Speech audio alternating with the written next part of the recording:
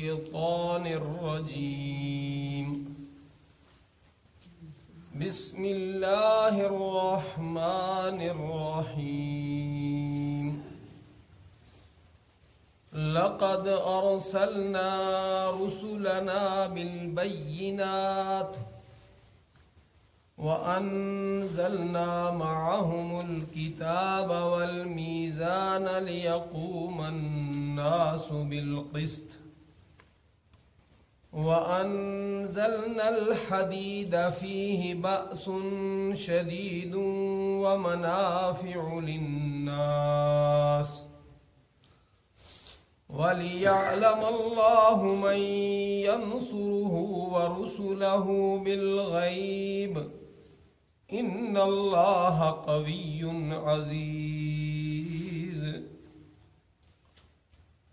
لقد ارسلنا یقیناً ہم نے بھیجا رسولنا اپنے رسولوں کو بالبینات واضح دلائل کے ساتھ وَأَنزَلْنَا اور اتاری ہم نے معاہم ان کے ساتھ الکتاب کتاب والمیزان اور ترازو لِيَقُومَ النَّاسُ تاکہ قائم رہ سکیں لوگ بالقسط عدل کے ساتھ یا تاکہ قائم کریں لوگ عدل کو وَأَنزَلْنَا الْحَدِيدَ اور اتارا ہم نے لوہا فیہ اس میں بأس شدید سخت لڑائی ہے سخت یعنی سخت لڑائی کی صلاحیت ہے ومنافع اور فائدے ہیں للناس لوگوں کے لیے وَلِيَعْلَمَ اللَّهُ تاکہ جان لے اللہ تعالی من اس کو ینصرہ جو مدد کرتا ہے اس کی کون اس کی مدد کرتا ہے ورسولہ اور اس کے رسولوں کی بالغیب بن دیکھے ان اللہ بے شک اللہ تبارک و تعالی قوی طاقتور ہے عزیز غالب ہے. یہ آیت مبارکہ سورہ حدید کی مرکزی آیت ہے. سورہ حدید میں جن مضامین کو بیان کیا جا رہا ہے اور سورہ حدید کا جو مقصد ہے اس کا نقطہ عروج یہ آیت ہے اور زبردست انقلابی آیت ہے. اس میں 3 چیزوں کے متعلق رب العالمین نے فرمایا کہ یہ ہم نے اتاری ہیں. پہلے لقد ارسلنا رسولنا بالبینات کہ ہم نے اپنے رسولوں کو معجزات کے ساتھ بھیجا. بینہ بالکل واضح دلیل کہ جس دلیل سے آدمی کو کوئی پیچیدگی پیدا نہ ہوتی ہو سمجھ آنے میں کوئی رکاوٹ پیدا نہ ہوتی ہو بالکل واضح کھلی ہوئی بات بینہ اس کو کہتے ہیں. بلکہ بینہ اس چیز کو کہتے ہیں کہ جس چیز کو سمجھنے کے لیے دلیل کی ضرورت نہ ہو وہ خود بڑی دلیل ہوتی ہے سب سے. تو فرمایا کہ ہم نے رسولوں کو بینات کے ساتھ بھیجا اور پھر رسولوں کے ساتھ ہم نے کتابیں نازل کی صاف صاف بات ہے. اور ہم نے ترازو بھیجا. ترازو کس چیز کے لیے بھیجا؟ لِيَقُومَ النَّاسُ بِالْقِسْطِ تاکہ لوگ نظام عدل کے ساتھ جئیں اور نظام عدل کو دنیا کے اندر قائم کریں. میں نے پہلے عرض کیا کہ یہ بہت ہی قرآن حکیم کی انقلابی آیت ہے. دنیا کے اندر برحال اب تو دشمنان اسلام اس حد تک گر گئے ہیں کہ ان کو داڑھی ٹوپی بھی برداشت نہیں ہوتی. لیکن اس سے پہلے ایک دور گزرا مثلا انگریزوں کا دور تھا تو اس کو اس سے کچھ لینا نہیں تھا. آپ نمازیں پڑھو آپ روزے رکھو یعنی مراسم عبودیت جو ہیں ان سے ان کو کوئی چیڑ نہیں تھی، کوئی مخالفت نہیں تھی۔ ان کو اگر مخالفت ہے اسلام کی تو اس سے ہے کہ اسلام وہ ہے کہ جو پورا ایک نظام زندگی انسان کو دیتا ہے۔ اگر آپ نمازیں پڑھتے رہو، روزے رکھ لو، لباس کے اندر بھی آپ اپنا طریقہ اپناؤ، لیکن جو قانون ہے، فوجداری ہے اور دیوانی ہے، عدالتی نظام جو ہے وہ ان کے ہاتھ میں رہنا چاہیے۔ وہ نظام عدل جو ہے وہ دنیا والوں کو برداشت نہیں، اور اس لیے بھی ان کو نظام عدل برداشت نہیں، بلکہ کسی بھی سماج میں جب آپ انقلابی بات کریں گے، چاہے وہ سماج کی ضرورت ہو، وہ صالح انقلاب ہو، نیک اعمال ہو، جس سے لوگوں کا دنیا آخرت کا فائدہ ہونے والا ہو، لیکن اس سے پہلے جو نظام جو ہے فرسودہ نظام، انسانیت دشمن نظام چل رہا ہوتا ہے، اور جو لوگ اس نظام کے علمبردار ہوتے ہیں وہ کبھی برداشت نہیں کرتے، چونکہ اس کے ساتھ ان کا بہت کچھ وابستہ ہوتا ہے، ان کی کھڑ پینچی، ان کا اقتدار، ان کے مالی مفادات وابستہ ہوتے ہیں۔ اب بہت سارے لوگ کہنے لگے ہیں کہ جو کبھی بہت دائی تھے ان چیزوں کی کہ جناب یہ 30واں 40واں یہ فرض نہیں، یہ سنت نہیں، یہ جو ہے وہ بس مباح ہے، لیکن چھوڑنے کے کیوں تیار نہیں؟ کیونکہ اس سے ان کے مالی نقصانات ہوتے ہیں۔ اسی طرح دنیا کے اندر جو لوگ جو ہیں وہ ایک ظلم کا نظام چلائے ہوئے ہیں۔ حضرت مولانا سجاد صاحب نے ایک موقع پر بڑا خوبصورت جملہ فرمایا تھا کہ زکوٰۃ وہ نظام ہے کہ امیروں کا مال غریبوں کے پاس آئے، اور سود وہ نظام ہے کہ غریبوں کا مال بھی سارا امیروں کے پاس جائے۔ تو آپ نمازیں پڑھو، آپ تہجد پڑھو، اس پر کوئی مخالفت نہیں ہوتی۔ مخالفت اس پر ہوتی ہے جب آپ نظام عدل لانا چاہتے ہیں کہ نہیں، غریبوں کا حق غریبوں کے پاس رہنا چاہیے، امیروں کے پاس جو غریبوں کی دولت ہے وہ غریبوں کو ملنی چاہیے، مثلا سود کا نظام ختم ہو وغیرہ وغیرہ۔ تو اس سلسلے کو دنیا میں قائم کرنا یہ ہے، اس لیے رسول بھیجے تھے اللہ تبارک و تعالیٰ نے۔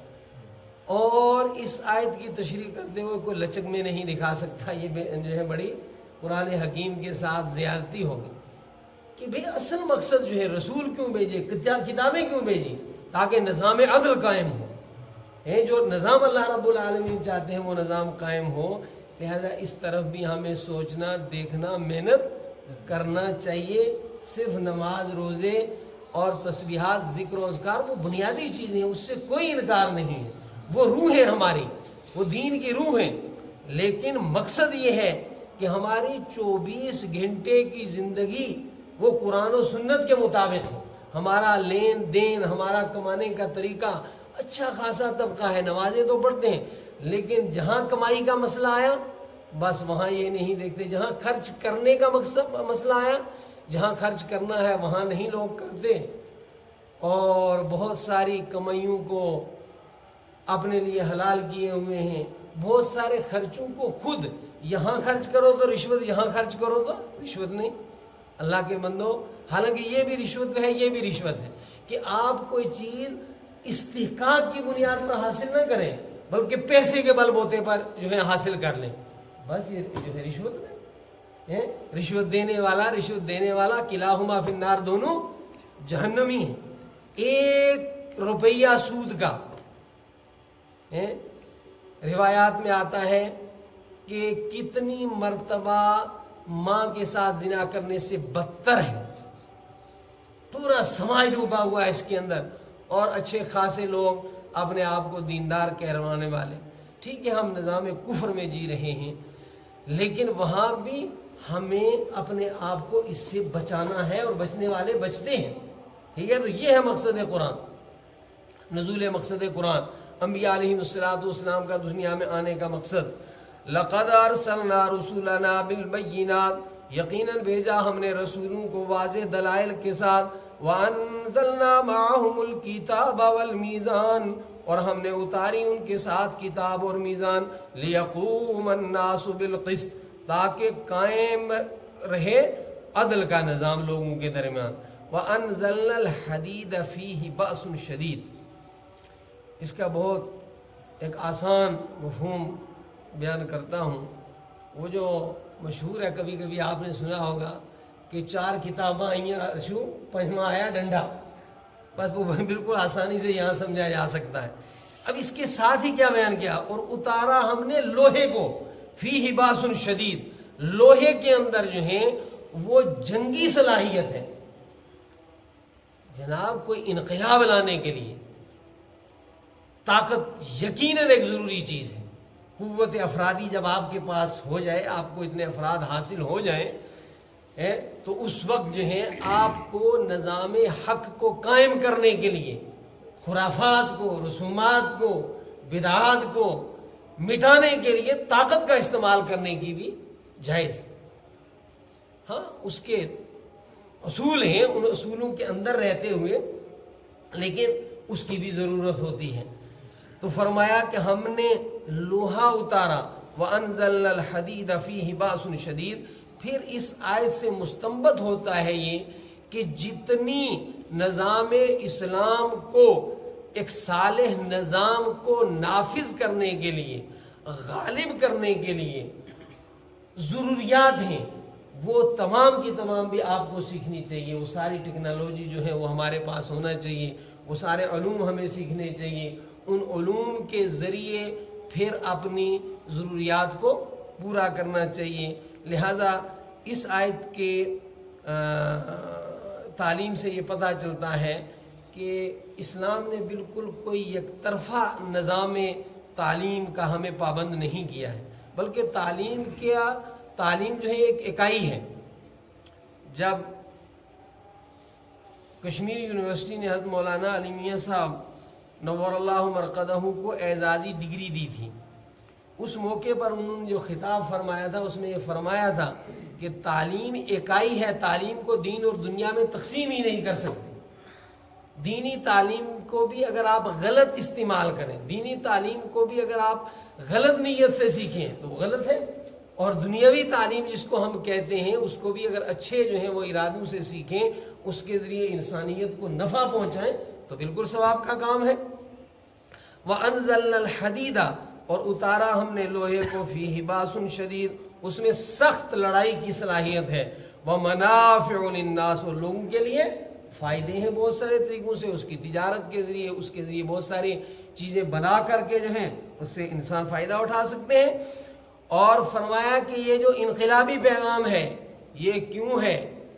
اللہ رب العالمین اس پر قادر ہیں کہ وہ بغیر کسی لڑائی, جنگ, مشقت, محنت کے دنیا میں اسلام کو غالب کر سکتے ہیں. مگر پھر کیا؟ وَلِيَعْلَمَ اللَّهُ. تاکہ اللہ تبارک و تعالی جان لے مَن يَنْصُرُهُ. کون ہے وہ جو اللہ کی مدد کرتا ہے؟ اللہ کی مدد یعنی اللہ تعالیٰ کے دین کی مدد کرنے والا کون ہے؟ اللہ رب العالمین دیکھنا چاہتے ہیں, آزمانا چاہتے ہیں.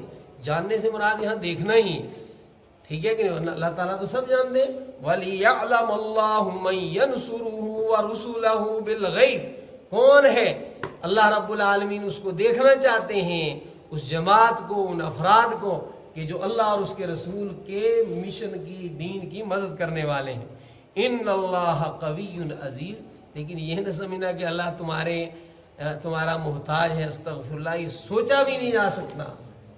اللہ رب العالمین سب کچھ کرنے میں کسی کے محتاج نہیں ہے. پہلے یہ جملہ بہت بولتے تھے جو ہیں 6 نمبر میں. اور کائنات ساری کچھ بھی کرنے میں اللہ کی محتاج ہے. تو فوراً فرما دیا کہ یہ جو اللہ رب العالمین دیکھنا چاہتے ہیں کہ کون اللہ اور اس کے رسول کے دین کی مدد کرتا ہے, یہ کوئی محتاجگی کی بنیاد پر نہیں, آزمائش کی بنیاد پر ہے.